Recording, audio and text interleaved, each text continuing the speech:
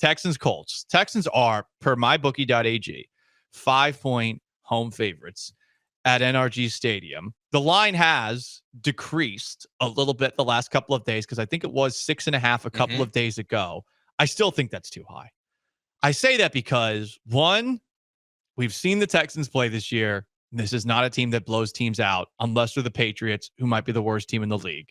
And last year, plus this year, the Colts have been tough. They beat them the first game last year. They almost beat them in the Week 18 game with Gardner effing Minshew playing horribly. They still almost pulled that off. And they did come very close in the home opener for Indy, the season debut for both the Texans and Colts. It was still a 2-point game despite Anthony Richardson missing a ton of passes. By the way, the Colts were without Jonathan Taylor in that game. And on top of that, I think with this game, DeForest Buckner looks like he's trending to return back from injury. They should have Michael Pittman. They should have Josh Downs. This is going to be a tough out.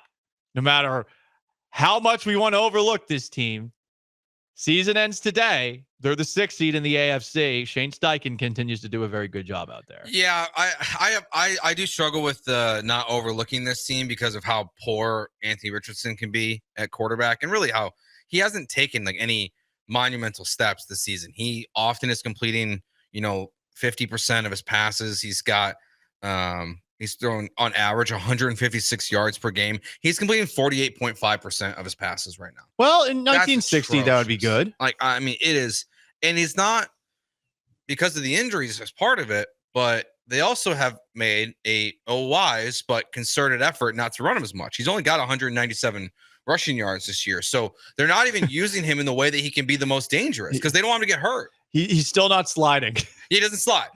He doesn't. He runs straight into people. Yeah. I actually like it. I do too. I just wish he could. He'd be fun if he could stay healthy. He's not a wuss like Mahomes is with this faking out of bounds stuff. All these quarterbacks who give themselves up. I've said this a million times, and I'll keep on saying that. Quarterbacks should not be allowed to slide. They should be treated just like every other player on the field. I thought this was America. Oh, we got an oligarchy on the football field making all the money? Huh. Interesting. I'd be fine with that. Just no more slides allowed.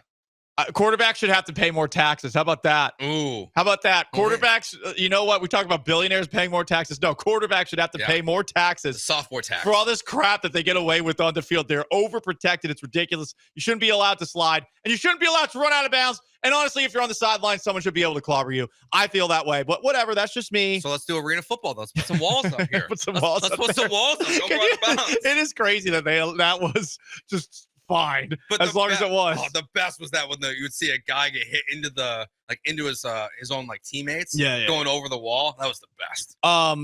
Now, as far as the Colts go, the vibes are not great in Indianapolis either because of what you were saying there, Joe.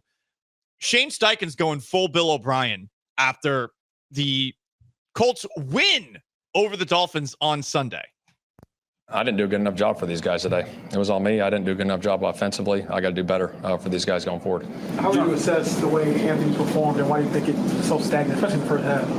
Like I said, I got to do better. I got to put him in better positions. You go back, I'm going to watch the tape, but there wasn't a lot of stuff open, to be honest, when I was out there watching it. So that's on me. I got to be better.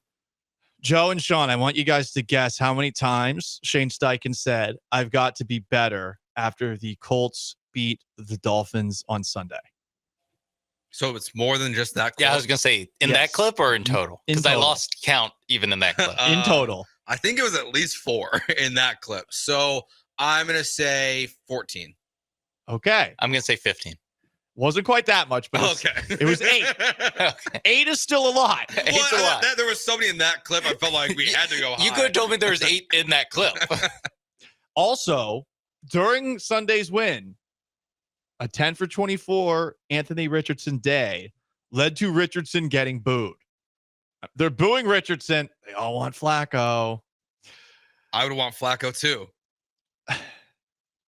Here is Anthony Richardson after the game talking about the boos. When the crowd is booing and they're kind of upset with how the offense is going, how do you drown that out and obviously try to get a win? I don't really try to pay attention to it, honestly. I heard them booing, but I didn't know who they were booing. But yeah, it's just football, the supporters in it. Yeah, we know we got to execute, but you got to give them credit too. They dialed up and did a great job. He has the deepest voice ever. I want that voice so bad. It's so deep. But I don't know who they were booing. Come on, dude. Come on. He's fine. He thinks he's playing good football, I'm sure. Do you feel like he's in a bad spot with Flacco as the backup, given how good Flacco was last year? Would you want Flacco as your backup? And that's why he's not in Cleveland, is because Flacco was too good, so they had to get rid of him. Yeah. I mean, Gardner Minshew, the offense was better with Gardner last year. So as soon as Richardson gets hurt, a backup quarterback's going to come in, be a better thrower of the football, and then when Richardson comes back, he's going to be worse, and the fans are going to get upset. But they're 4-3. Like, I give Shane Steichen a lot of credit again for finding a way with Anthony Richardson and Joe Flacco to keep this team above 500 to be primed to make the playoffs if they can win. This is a brutal schedule for them coming up. They've got Houston, Minnesota, Buffalo, the Jets, and the Lions. And then they play about 5 of the worst teams in the NFL the rest of the season. It's like they're going to be a playoff team. You think so? I think they are. I mean, listen, they play New England, Denver, Tennessee, the Giants, and the Jags are their final 5 games. Okay. So if they can win, but what if they stink over this upcoming stretch? I think 9-7 is going to get you in. Is that 9-8? Stupid extra game. Impromptu. This is ripping off a radio show that I don't even like, and Mike the Mad Talk. But just yes or no. Are the Colts better than, we know they're better than the Patriots. We know they're better than the Browns. We know they're better than the Titans. Are they better than the Jacksonville Jaguars? Yes. Are they better than the New York Jets? Yes. Are they better than the Miami Dolphins with Tua Tagovailoa back in the building? No. Are they better than the Cincinnati Bengals? No. Are they better than the Los Angeles Chargers? Yes. Are they better than the Denver Broncos? Yes. I'm intrigued by that one, but maybe we'll come back to it. Are they better than the Russell Wilson-led Pittsburgh Steelers? No. Okay. Based off of that, they would at least be the 7 seed. All right. Broncos is a toss-up. I think the Broncos defense sets them apart here.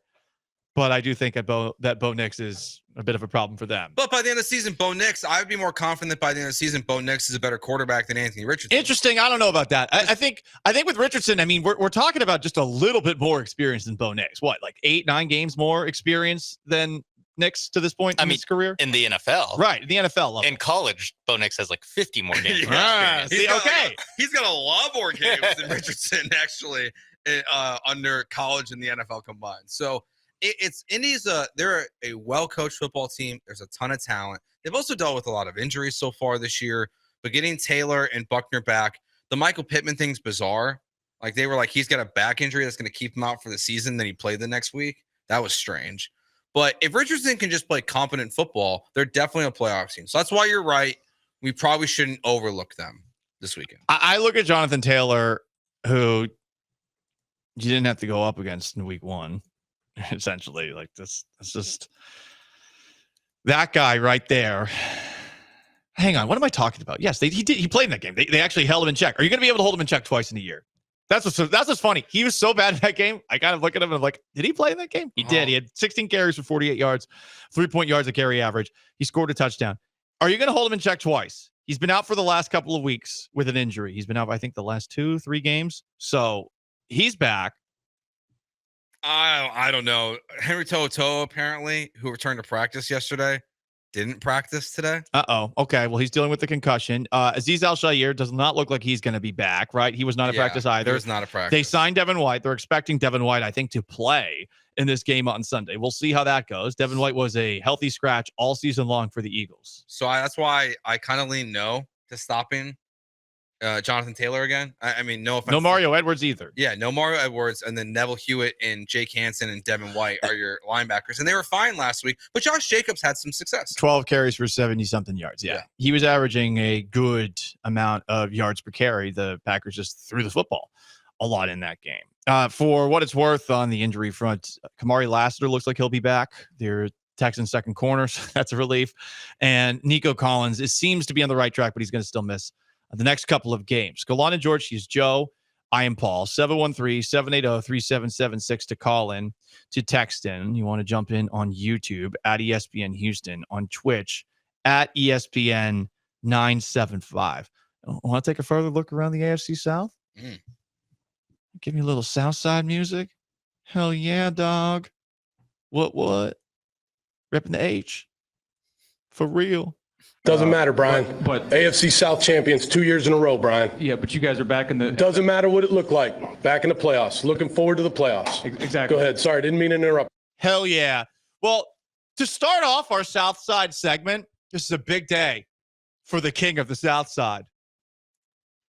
On Sunday, a man who is a Titans legend, a man who is a Colts legend, and a man who is the best player in Texans franchise history other than J.J. Watt.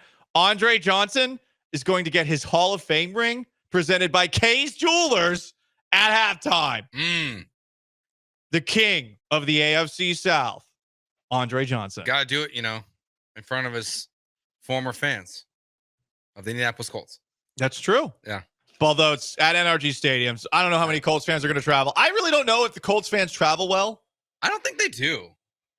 I don't feel like NRG's ever like overly Colts fansy. The AFC South just does not have the biggest fan bases. No. And especially with the Colts no longer having Peyton Manning or Andrew Luck, even though they're still competent, it's just not a diehard fan base. No. City does not deserve a team. Do you say it's presented by K Jewelers? Mm-hmm. Every kiss begins with K? Every kiss begins with K. Do you think he's going to get maybe just a smooch when he gets presented the ring? Cal McNair?